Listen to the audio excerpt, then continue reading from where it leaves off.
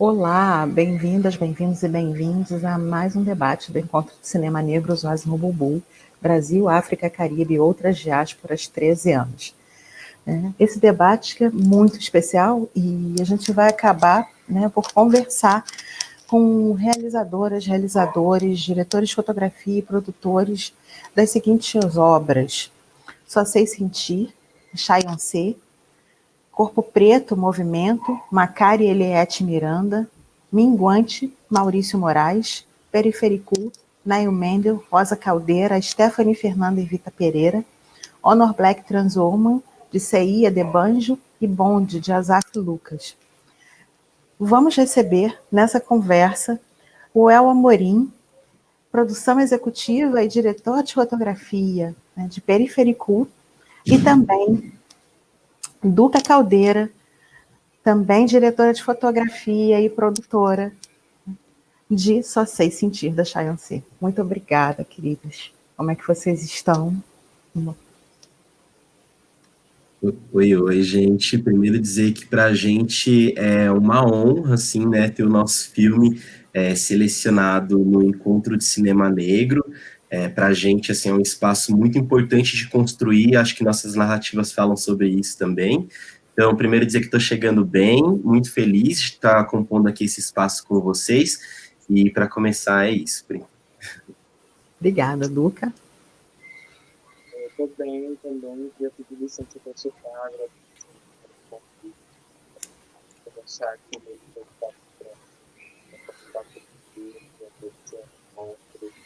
mais uma oportunidade do lado do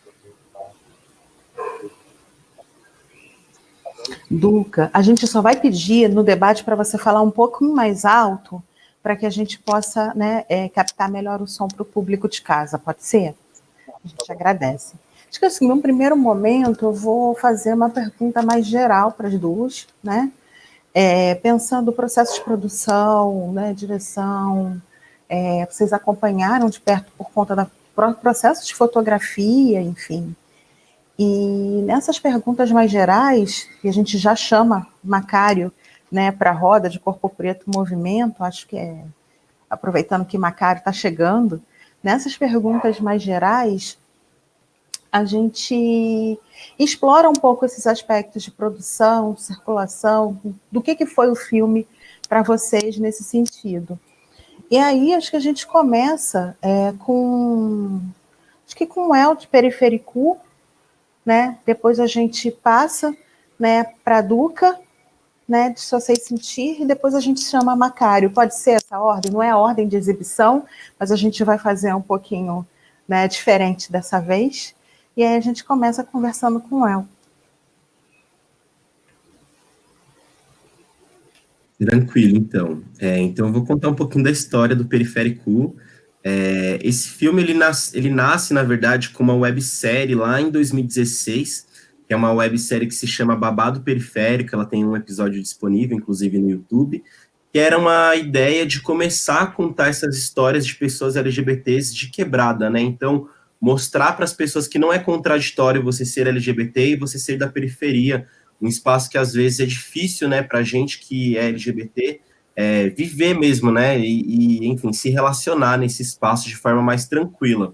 Então, a partir dessa websérie, a gente investigou e chegou em várias histórias, né, de pessoas LGBTs, e em 2018 a gente escreveu um projeto para o programa Vai, que é um programa que tem aqui de financiamento para cultura periférica aqui em São Paulo, e a gente foi contemplado, então, com R$40 mil para executar um filme, né, um curta-metragem ficcional, e o quão difícil é, né, esse direito à ficção. Até então a gente já tinha produzido algumas coisas, mas tudo nesse âmbito do documental, e essa questão do direito à ficção acho que veio mais forte para a gente, caramba, a gente tem R$40 mil, não é muito dinheiro, mas vamos tentar fazer um filme da forma que a gente conseguir fazer, assim. Então, acho que esse primeiro papel também de produtor executivo do filme, ele vem muito nesse lugar de viabilizar com que essa ficção seja possível, assim, quando a gente pensa em coletivos de audiovisual periférico produzindo cinema, produzindo ficção, a gente tem um lugar de difícil acesso, né, quando a gente vê o quanto custa uma maquiagem, quanto custa uma equipe técnica, quanto custa o equipamento em si para a gente gravar, né. Então, o meu trabalho, inicialmente, ele veio um pouco nesse sentido, assim, de tá, então fomos contemplados com esse dinheiro, mas a gente sabe que esse dinheiro ele não é o dinheiro que a gente precisa de fato para executar o filme, né? Então aí entra em jogo outras questões, né? A primeira questão é negociar com produtoras, negociar com locadoras, né? Como a gente consegue alguns equipamentos de forma gratuita, e nesse sentido, acho que meu trabalho como produtor executivo entrou muito nesse aspecto, né? A gente é um coletivo audiovisual periférico, só tem gente LGBT de quebrada, estão tentando contar essa história aqui. Você pode ajudar a gente com alguma coisa? E aí, juntando um pouquinho dali, um pouquinho daqui, né? A gente conseguiu, né, viabilizar essa parte técnica e essa estrutura do set mesmo, mas tem um outro aspecto que eu acho que é sempre importante da gente trazer, que é um capital social mesmo, né? Que foram todas as pessoas que trabalharam para esse filme, assim, né? Então a gente tem uma equipe com 30 pessoas, um set que a gente sequer poderia imaginar que a gente um dia ia conseguir dirigir e tal. E esse capital, ele não tem valor, assim, né? Tipo, são pessoas que se identificaram com a história do filme e que produziram ali, recebendo um valor muito simbólico, perto do que, de fato, vale o trabalho delas, né? São trabalhadores do audiovisual, trabalhadoras do audiovisual, e como a gente conseguiu fazer com que também essas pessoas contassem a sua própria história através do filme, né? Então, o Periférico, ele é um processo de uma construção comunitária, acima de tudo, né? É um cinema comunitário, é um cinema LGBT de guerrilha também. Ai, que lindo te ouvir, ó, assim, porque eu acho que lindo, não no sentido da dificuldade da precariedade, eu quero deixar isso muito claro, a gente não precisa produzir, né, e não merece produzir, a gente precisa, na realidade, produzir tudo sem precariedade, mas eu acho que é muito interessante umas coisas que você fala, e nesse aspecto que eu acho que é bonito da gente pensar, que é essa trama entre esse capital social, né, e essa construção fílmica de trabalhadoras e trabalhadores de audiovisual periférico, preto, LGBT, né, e como que essa trama ela funciona justamente, né, nesse direito à ficção, no que a gente fica demandando, né, quais são os direitos que a gente demanda. É interessante também te ouvir falar, porque essa é uma sessão, né, de filmes sobre performances e ficções queers, LGBTs, né, e o quanto é importante para a gente ver esses trabalhos existindo, né, sendo produzidos, circulando, né, em festivais, mostras, e a possibilidade da gente estar aqui pensando esses filmes, né, nessas chaves, no encontro, né, e o quanto isso para a gente também é importante. Eu vou fazer o seguinte, eu vou chamando um pouco para a roda, eu vou chamar a Duca para falar, né, de Só Sei Sentir, e aí depois a gente vai pensando outras questões, né, já para as considerações finais. Eu agradeço muito a presença de vocês. Eu que agradeço. Oi, Duca. Então, você podia contar um pouco para a gente desse processo, do que foi fazer o filme, né, de como que foi esse processo de produção, dessa elaboração? Então, Só Sei Sentir, ele foi um dos projetos que a gente realizou, né, no laboratório de audiovisual da Casamento. E foi um processo muito intenso, mas assim, uma coisa muito boa, porque existiu muita troca, assim, éramos uma equipe majoritariamente preta e majoritariamente não cisgênera, então a gente tinha que poder ter essa troca, assim, no lugar de pensar uma possibilidade de futuro, uma possibilidade de renda, né, e uma possibilidade de troca e de se afeiçoar com outras pessoas também, de vários lugares do estado do Rio. Foi um processo muito fácil, porque a gente teve assim um ano, né, onde a gente aprendeu fotografia, a mexer na câmera mesmo, e aí a gente fez algumas experimentações, e aí eu sempre fico muito emocionada porque pela primeira vez eu vi meu trabalho numa galeria. Eu nunca imaginei que eu ia estar numa galeria com um trabalho meu, nunca imaginei também que essas pessoas que estavam do meu lado iam estar numa galeria, assim, de uma universidade pública. E aí os filmes também vêm muito nessa pegada, né? Porque acho que ninguém ali imaginava os lugares que eles iam chegar. Só sei sentir ainda então. A gente não... Era um laboratório, né? E aí o dinheiro que a gente tinha dinheiro que era oferecido mais no lugar de fazer a manutenção assim, da nossa vivência ali naquele espaço, né? Então, fortalecer a casa do NEM, a nossa passagem, uma comidinha para a gente também não ficar com fome. Então, para os filmes mesmo, a gente não teve, a gente teve zero verba, né? E aí a gente ficou pensando nisso, como é que a gente constrói essas narrativas com as possibilidades que a gente tem aqui agora. E aí foi isso, a Casa NEM, ela é um grande tesouro, assim, onde ela está. Ela continua sendo, mas ali onde ela estava, ali no Beco do Rato, ela é um grande tesouro. E aí ali ficou uma luz, assim, e já colocou essa luz ali, limpou todo o ambiente, e construiu um cenário ali mesmo, em 3 horas. E aí a Shayla chegou com um roteiro, assim, foi um processo muito coletivo, assim, um processo muito, muito bonito. E eu acho que foi bom também a gente ter esse começo, esse lugar de começo, num lugar tão que elaborou tanta questão desse afeto e nessa questão de pensar o coletivo, quando a gente fala assim. Enfim. E aí desenrolamos isso, e a Chay maravilhosa, eu amo a Chay de paixão, assim, eu sempre falo que ela é um desses exemplos, infelizmente, de pessoas que só não estão mais longe porque não tem respaldo, não tem apoio. E a Gata que faz, movimenta, realmente constrói, faz bastante. Acho interessante, né? Porque acho que de muitas formas os filmes que estão nessa sessão, eles justamente eles trazem, né? E aí eu acho que não vou colocar a potência, mas assim a existência, né? E as narrativas, né? Dessas pessoas que não tinham sido pensadas dentro dessas narrativas hegemônicas, né? De corpos que não tinham sido pensados dentro das narrativas hegemônicas, né? E principalmente essa possibilidade, né? De se fabular a partir, né, dos desejos, dos sonhos, né?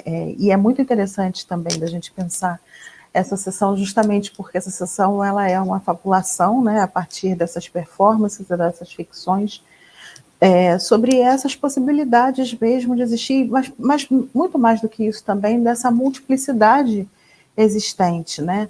A gente está falando, por exemplo, né, se a gente pega, né, Periférico, e a gente está falando de Periférico, está falando especificamente, né, pretos LGBTs, né, das quebradas, você agora está falando de corpos não cisgêneras, então, assim, tem uma coisa, assim, que é super interessante da gente pensar, mas principalmente, e eu acho que fundamentalmente, para além disso, das artes que estão sendo feitas por vocês, né, e como que essas artes, elas, na realidade, têm uma penetrabilidade, né, estão disputando narrativas, estão disputando questões para a gente pensar justamente nessas imagens, né, hegemônicas.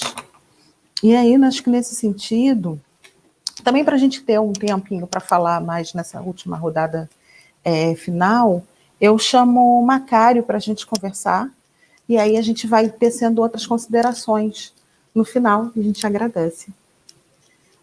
Obrigada, Duca. Macário. Olá, Olá. boa tarde, bom Bom dia, dia. boa tarde, boa noite.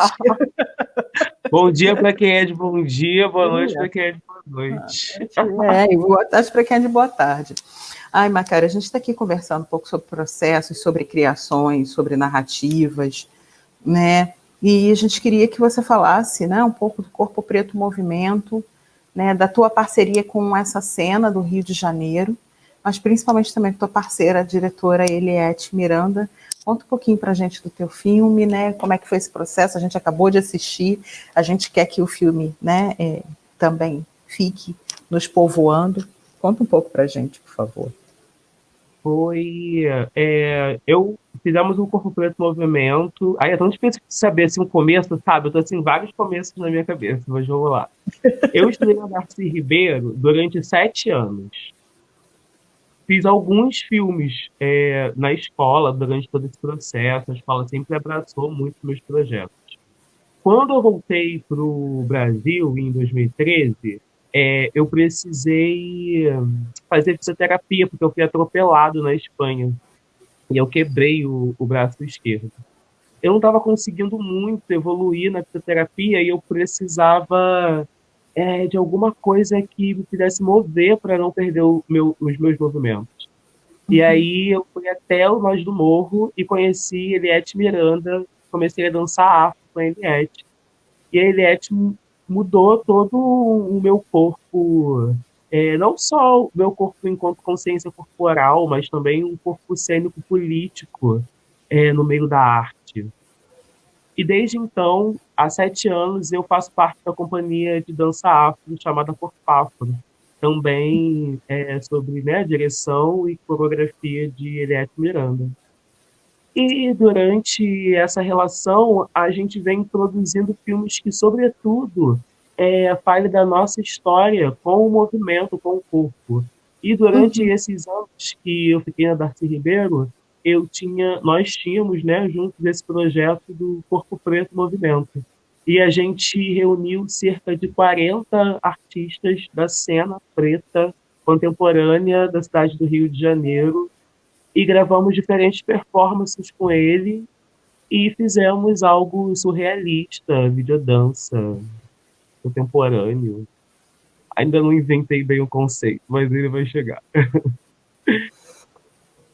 E aí, assim, acho que é bastante interessante, né? O filme de vocês, porque acho que de muitas maneiras, eu acho que tanto o filme da Chay, né, Só Sei Sentir, né, que é representado pela Duca, né, quanto o filme de vocês, eu acho que justamente mostra também na tela e fora da tela, né, essas performances, mas esse bailado no corpo e na cidade. Né? Então, como que vocês também, né, estão e se colocam, né, no Rio de Janeiro e quais são as disputas também que a gente acaba percebendo nesse sentido. Né? Eu vou fazer uma coisa, eu acho que a gente tem aqui um tempo ainda bom para esse debate, fico muito feliz.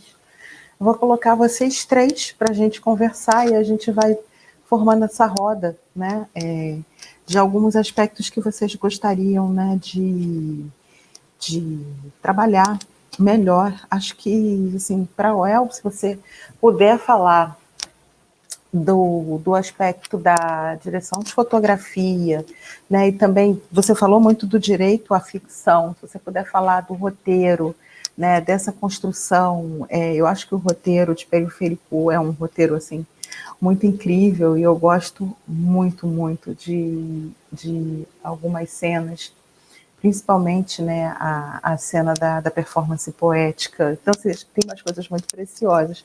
Queria que você explorasse, por favor, aproveitando que você está aqui. Também vou fazer as perguntas também mais pertinentes para a Duca e para o Macari, e a gente vai conversando. Bom, eu comecei falando que o nosso filme ele é uma produção comunitária, né? E isso está muito expresso quando a gente olha as pessoas que assinam as funções, né? Então, quando a gente vai olhar para o roteiro, são 5 pessoas que assinam um roteiro. Então, você imagina que loucura, que é 5 pessoas construindo um roteiro, mas esse roteiro ele diz também mais para além do que essas 5 pessoas, né? Tipo, a equipe técnica, de uma forma geral, também teve a oportunidade de colocar um pouquinho das suas histórias nesse roteiro. Então, tem um roteiro, enfim, assinado por 5 pessoas, uma direção assinada por 4 pessoas, uma direção de fotografia assinada por 3 pessoas. Então, de fato um processo, um resultado de um processo muito coletivo, né? E esse é um processo coletivo que acho que você trouxe um pouquinho na sua outra fala, Ana Paula, que era sobre essa questão dos imaginários, né? De possibilitar imaginários. E isso é algo que é muito central, assim, no nosso filme, né? O nosso filme, inclusive, começa com uma cena que fala sobre essa possibilidade do sonho, né? E qual que é o sonho de uma travesti.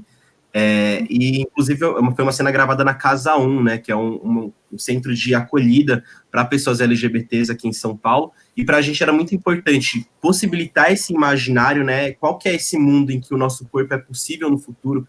Qual que é a nossa existência, de fato, né? Como que a gente consegue trazer para as pessoas que o nosso corpo ele existe de uma forma, sabe, tranquila e tudo mais, e ao mesmo tempo como que a gente consegue questionar essa sociedade que nos mata, né, que nos viola, que não reconhece a nossa existência, né, de uma forma com a qual a gente faz com que as pessoas do nosso bairro, tipo assim, eu queria que minha mãe visse esse filme e virasse e falava, falasse, caramba, esse filme faz sentido para mim, tô entendendo do que você tá falando, assim, né?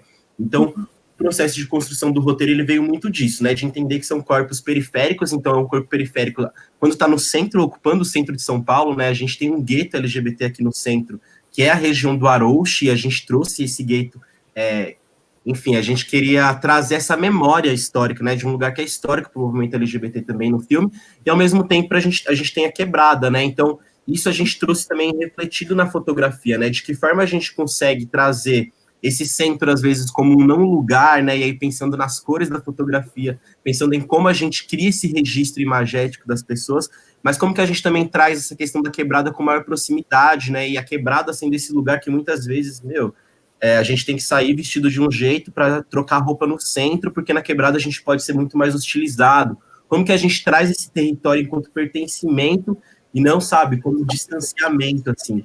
Então o filme, ele busca isso o tempo todo, assim. A gente tem a Neon Cunha, que é uma militante trans histórica, assim, do movimento e tudo mais, e ela fazendo o papel de uma mulher cis no nosso filme, assim, né? Então, quais são as camadas de questionamento que isso traz, assim, né? Como a gente consegue dialogar a partir desse outro lugar, assim, também, né?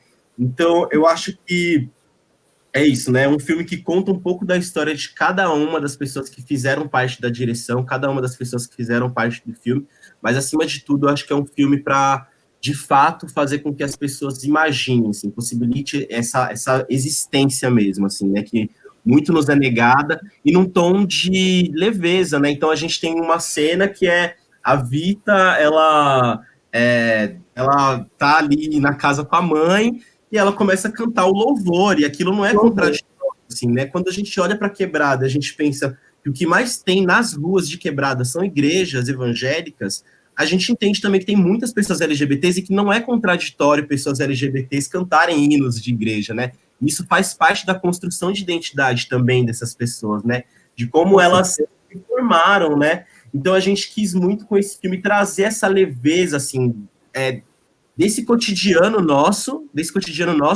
e para além disso, relacionar com as outras formas de expressão. Então, o Islã, a cultura da poesia é algo que é muito presente no nosso cotidiano aqui, né? Eu moro aqui na região que fica entre o Capão Redondo, Jardim Ângelo e Jardim São Luís, que é um dos bairros que foi considerado no final da década de 90 os mais perigosos do mundo, né? O Triângulo das Bermudas, que diziam, né? E foi daqui que saiu Racionais, foi daqui que saiu muita gente que hoje inspira a gente também para produzir, né? Então a poesia também, essa integração de outras formas de arte no nosso filme, era algo que também dizia sobre o nosso território, sobre as nossas vivências LGBTs periféricas, sabe? Então eu espero, de fato, que essas mensagens, né, tenham chegado. Acho que tem muitas camadas, assim, se eu fosse discutir cada uma das A cenas gente passaria aqui, e assim, para a gente, assim, uma das coisas, né, acho que é muito legal desse debate, é da gente ter esse espaço da conversa, mas ao mesmo tempo a gente sente falta de estar pessoalmente se abraçando, tomando cerveja no final da exibição, né, mas ao mesmo tempo a gente fica grato por poder conversar e fica chateado porque a conversa não pode durar muito, enfim, são esses dilemas da virtualização, mas você tem razão, eu acho que se a gente for pegar cada filme aqui, são camadas e camadas para a gente explorar, para pensar os diálogos internos dentro de cada obra, os diálogos estabelecidos dentro dessa exibição. Então, eu acho que tem aqui coisa para pensar. Eu acho, assim, vamos fazer o seguinte, eu vou passar a palavra para a Duca, e aí depois eu faço uma rodada final mesmo, para vocês muito brevemente, né, deixarem uma mensagem para o nosso público. Beleza. Então, Duca, por favor, a palavra está com você, né?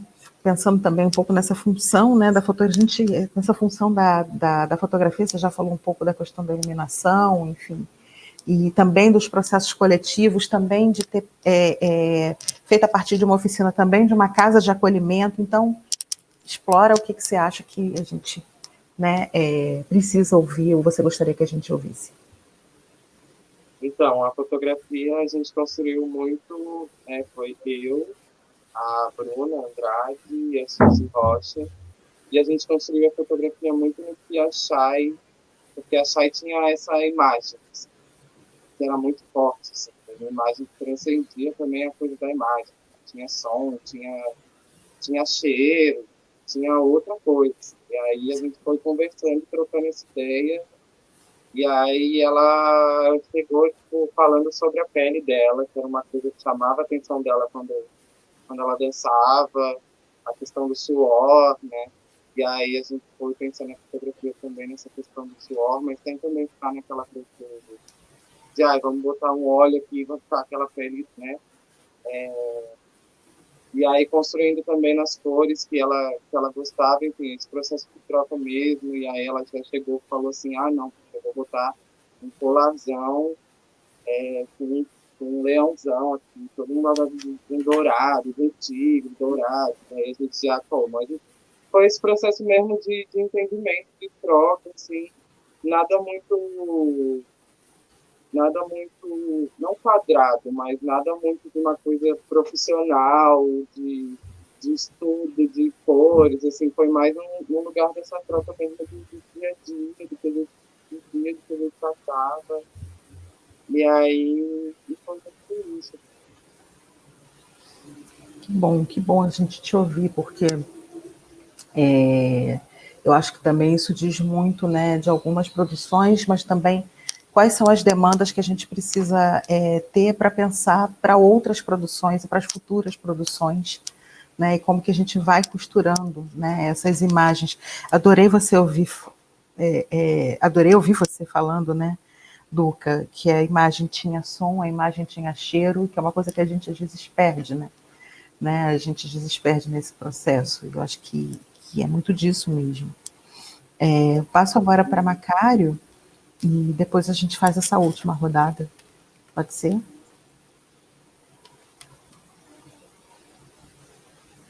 Acho que Macário, a palavra está com você.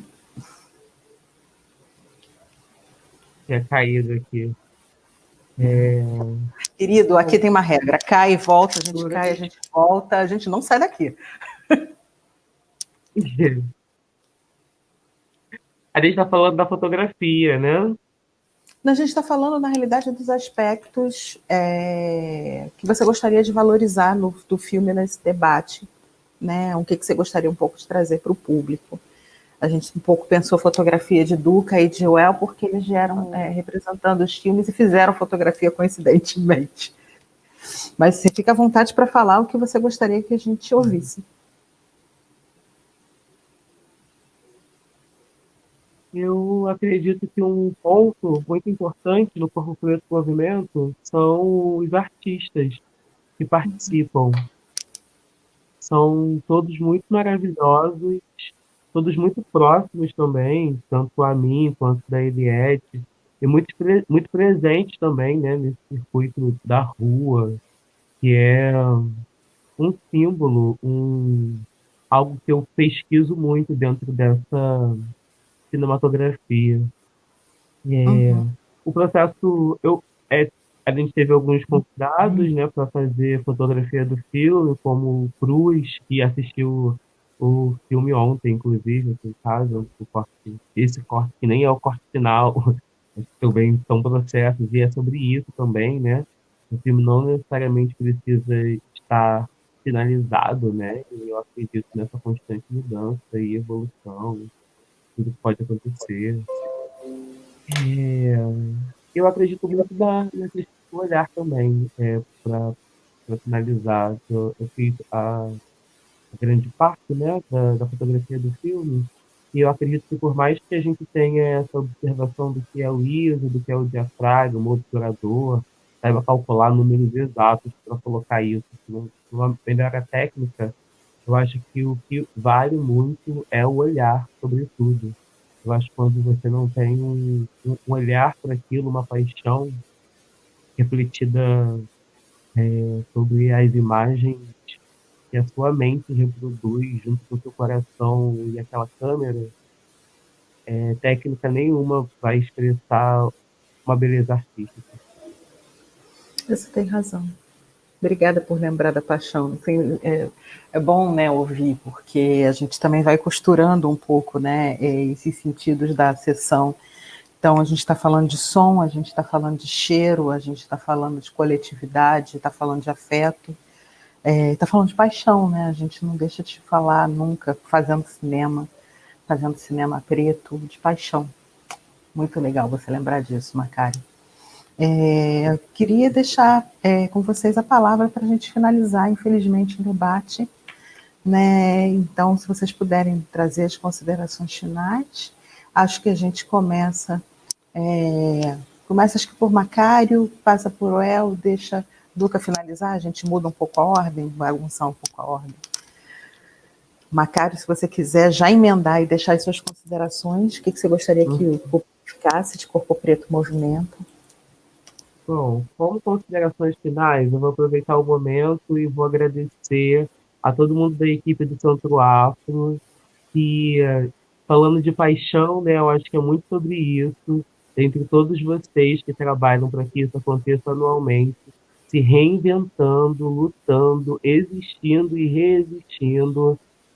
Mandar um beijo para a Bia Viana, que está produzindo isso há 13 anos, sob qualquer loucura, consequência. E a Bia é uma pessoa que eu realmente admiro muito. Deixar um beijo para a Vivi, que está arrasando, se tornando uma pessoa incrível nessa sociedade. Mandar um beijo também para as exploradoras, vocês, Janaína.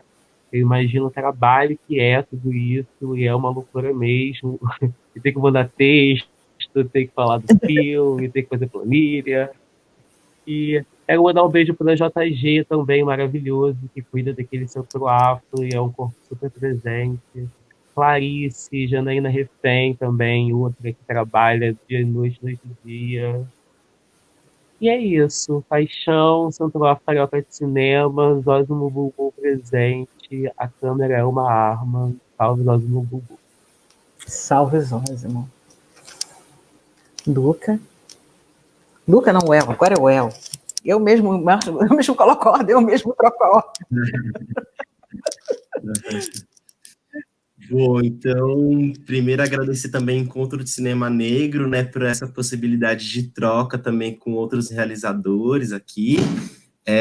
Agradecer toda a equipe do filme, sem vocês, nada disso seria possível, toda a equipe, todo mundo que contribuiu de alguma forma, seja emprestando uma câmera, um cartão de memória, uma 3 tabelas, enfim, vocês também fazem parte desse processo, e dizer que é isso, né, estamos aí construindo narrativas contra-hegemônicas, e que a gente continue contando histórias transfaveladas pelo mundo aí, através do cinema. É isso, gente. Obrigada.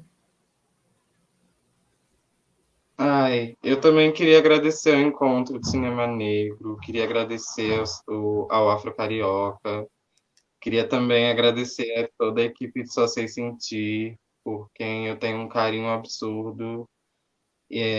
Queria também fazer não é nenhum apelo, mas tá nesse lugar de falar para a gente prestar atenção nessas produções, né? Essas produções feitas por pessoas pretas e cisgêneras. Essas produções são caras, desculpa a palavra, ia falar um palavrão, mas são produções muito boas, sabe? São produções que, mano, é babado, a galera sabe fazer, assim, Perifu é um exemplo, sabe? Assim como tantas outras, e deixar esse lugar de bora consumir isso aí, bora fortalecer a galera, porque essa galera sabe fazer, essa galera quer fazer, eu quero fazer, assim como, né? E é isso. Fantástico, Duca. Eu acho que a gente sai daqui com muitas questões, né? Eu acho que é ótimo, porque a gente vai ter mais oportunidades de conversas e de possíveis encontros. Fiquei aqui, né, surtando numa câmera é uma arma, Zózimos, Viva Zózimo, tocar histórias transfaveladas no mundo, né, e observar principalmente a produção das pessoas não cisgêneras. Sim, acho que a gente sai daqui com muitas questões que possibilitam esses novos encontros, novos filmes, novos debates. E agradeço muito a presença de vocês hoje para a gente lindamente falar disso. Axé, muito obrigada.